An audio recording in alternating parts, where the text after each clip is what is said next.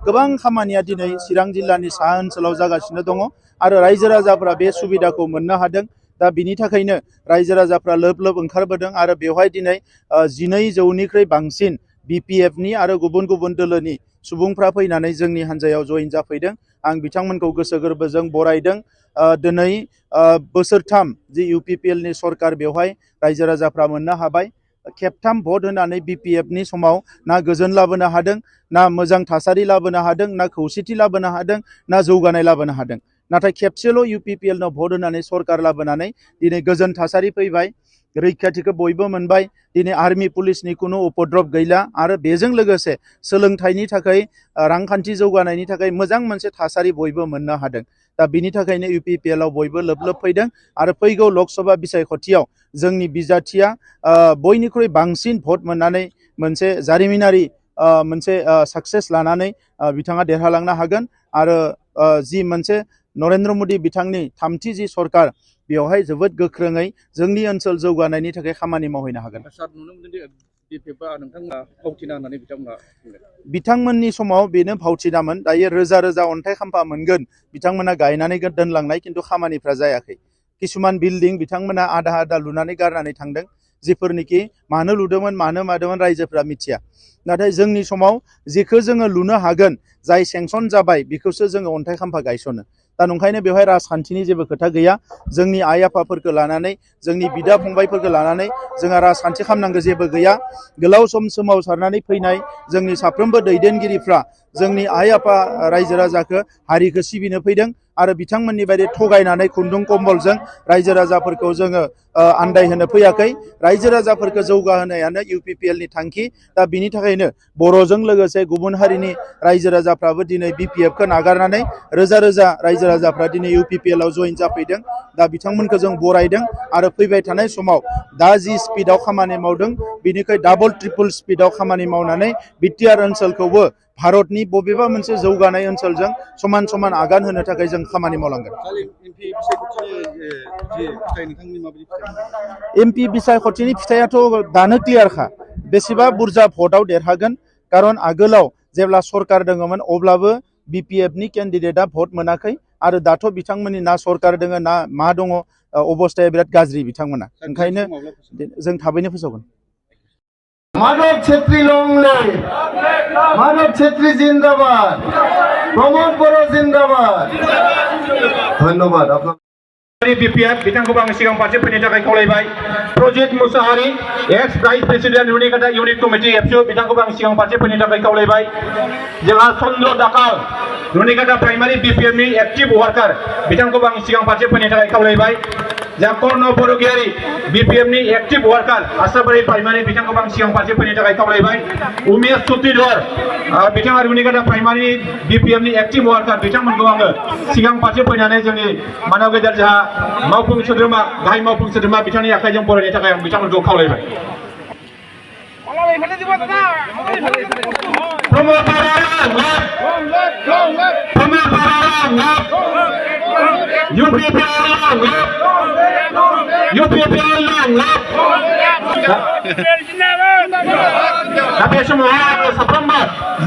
मध्यम रुनिकाटा संतोष राय, मध्यम रुनिकाटा चंद्र डाकाल, मध्यम रुनिकाटा बुद्ध माया छेत्री, मध्यम रुनिकाटा दीपा शर्मा, मध्यम रुनिकाटा सुमित्रा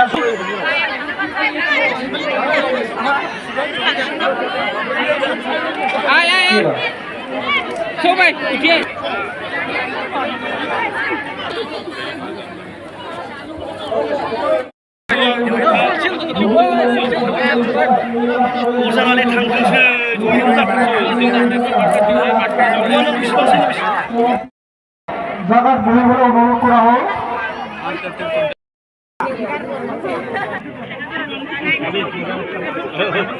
আরে আরে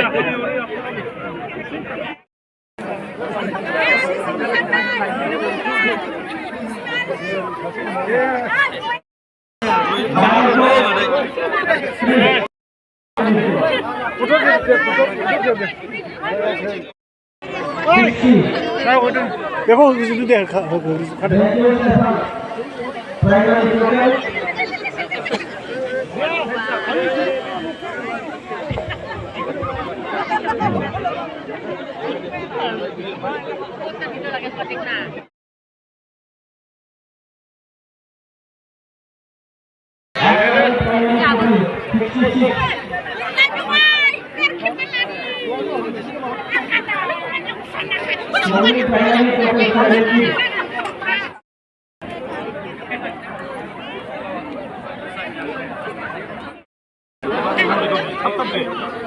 बैसोनो 3.0 नि मोनसे बिदिनो मा खालामो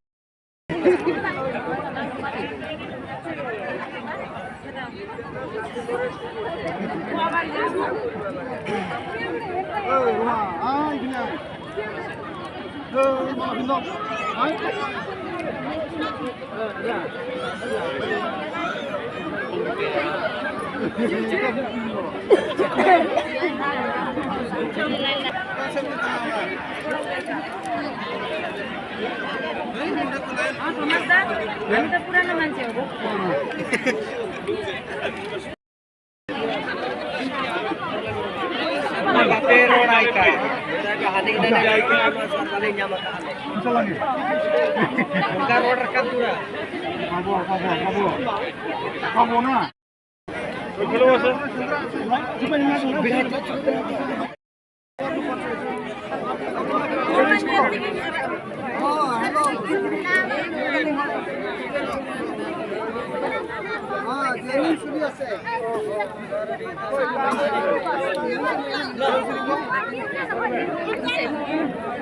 Sebang Primary DPR bitangku bang sigang partai pendidikan kaulaibai Project Musahari ex Vice President Runikata Unit Committee FCO bitangku bang sigang partai pendidikan kaulaibai Jakol no Borogiari BPMI aktif bang partai pendidikan kaulaibai Umesh Tutirhar bitang DPMI aktif worker bitang mengdoang sigang partai pendidikan जोंनि मानव गेजेर जाहा मावफुं सोद्रोमा गाहाय मावफुं सोद्रोमा बिथांनि आखाइजों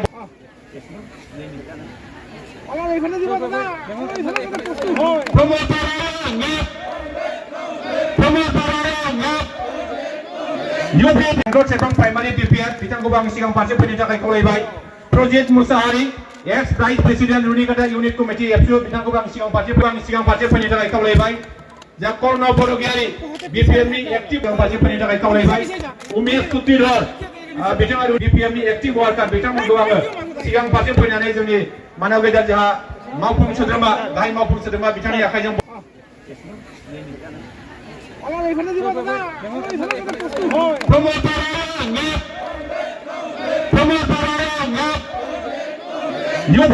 জনাইছো আৰু আজি ইমানখিনি সংখ্যক লোক আহি আমাৰ দলত যোগদান কৰা এই কাৰ্যসূচীত